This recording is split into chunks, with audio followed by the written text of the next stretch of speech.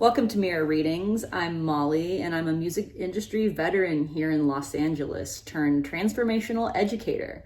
I've worked with artists you've heard of, like Ozzy Osbourne, R.I.P., Skrillex, Diplo, but that's not really my passion. My passion is spiritual studies and the gene keys. I'm presently writing for Rick Rubin's Tetragrammaton.com, which is the best way to read about all my different areas of study, including magic, Kabbalah, multidimensional living, the gene keys, as mentioned, theoretical physics, consciousness expansion, all the fun things. Go to tetragrammaton.com/articles. One of my favorite subjects of inquiry is the fifth dimension. And in this video, I want to talk to you guys about how I'm using my gene keys profile to stabilize in the gift and city frequencies so I can hold the vibration of the fifth dimension, and you can too.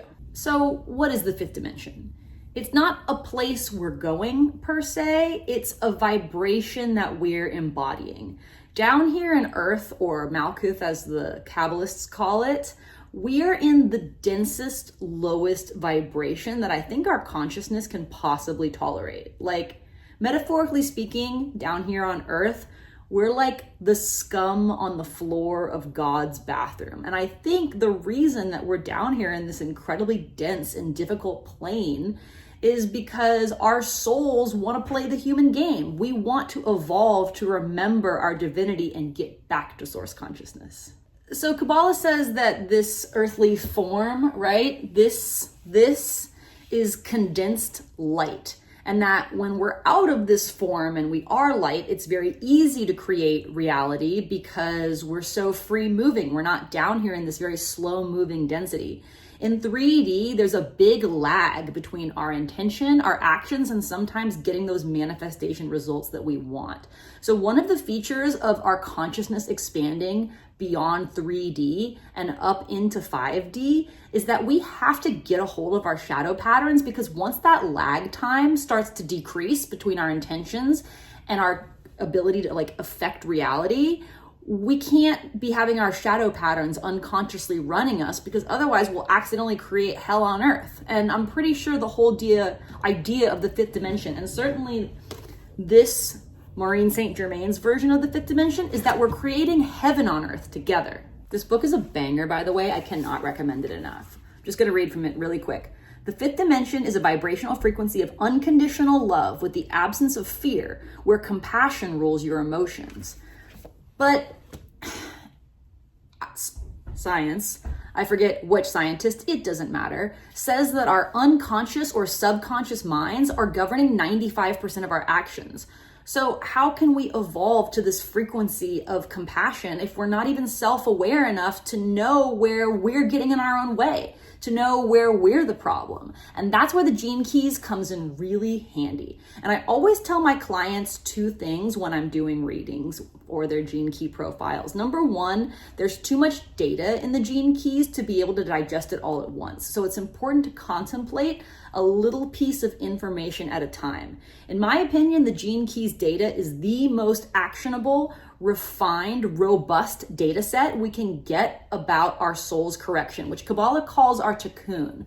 And that refers to the specific lessons our soul needs to learn in any one particular incarnation, right? The other thing I tell my clients when I do readings is that the gene keys deals very specifically with our shadow patterns.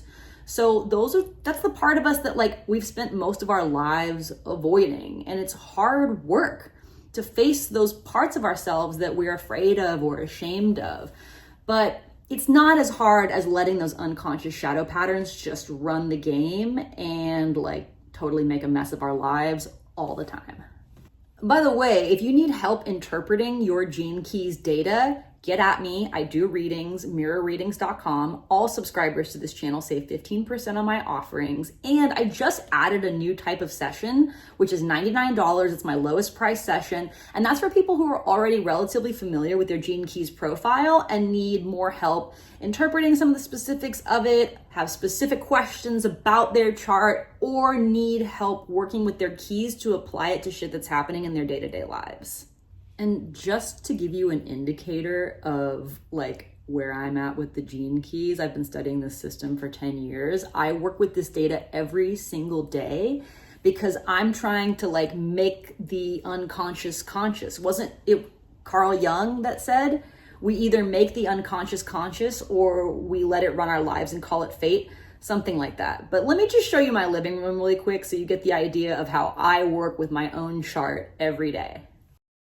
It really be like this, truly.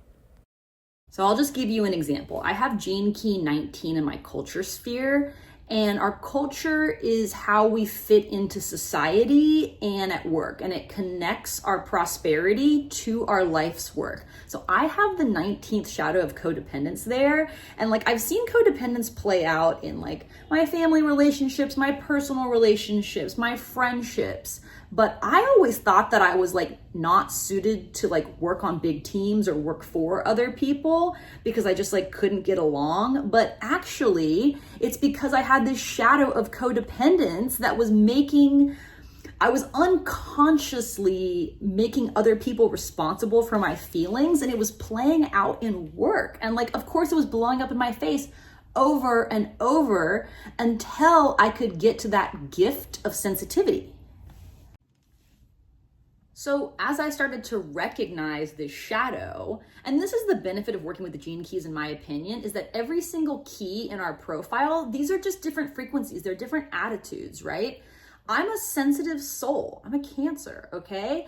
And what was happening is that I wasn't being sensitive to my own needs, and I was just trying to like stay connected and be a people pleaser over like I would mute my own needs and just defer to like whatever the wants and needs were of the group or the person I was working for. I mean, that's codependent as fuck. But because I had already done all this codependence work in all these other areas of my lives, I was able to be like, oh, duh, I have this huge blind spot when it comes to how that pattern plays out in my work life. And I know now what that pattern looks like. And when I recognize it, I know I need to adjust my attitude to sensitivity. I have to become sensitive to my own needs, right? Then I can become sensitive to the needs of whoever is in front of me, right? If I'm being codependent with a coworker, making them responsible for my feelings, I'm not being very sensitive to their needs either. This is just an example of how to work with this material to like learn more about the specifics of our cocoon on a day-to-day basis. And we need to stabilize in the gifts and acidic frequencies of our gene keys in order to stabilize in the fifth dimension. We can't lock in. We're just going to keep oscillating in and out of 3D as long as the shadow patterns are unconscious. In data we trust, y'all, and this is the best data we've got. I'm Molly. Thank you for visiting my channel. If this video resonated with you, please subscribe to my YouTube channel. And if you'd like to get a reading from me, visit mirrorreadings.com, and all subscribers save 15% on my offerings. Thank you, thank you, thank you. Well, I was gonna say we'll see you in 5D, but like, spoiler, most of us are already here most of the time. And I've been yammering about the fifth dimension to literally anyone who would listen since like 2013. And it's so extraordinary to me to see now so many people on the internet like recognizing this quantum leap in consciousness that humanity is going through right now, which is essential for our survival, by the way, and has been predicted in hella ancient prophecies. So we're here now. What are we going to do to stabilize? Face our shadows. We can do it. I'm Molly, and thanks again for being here.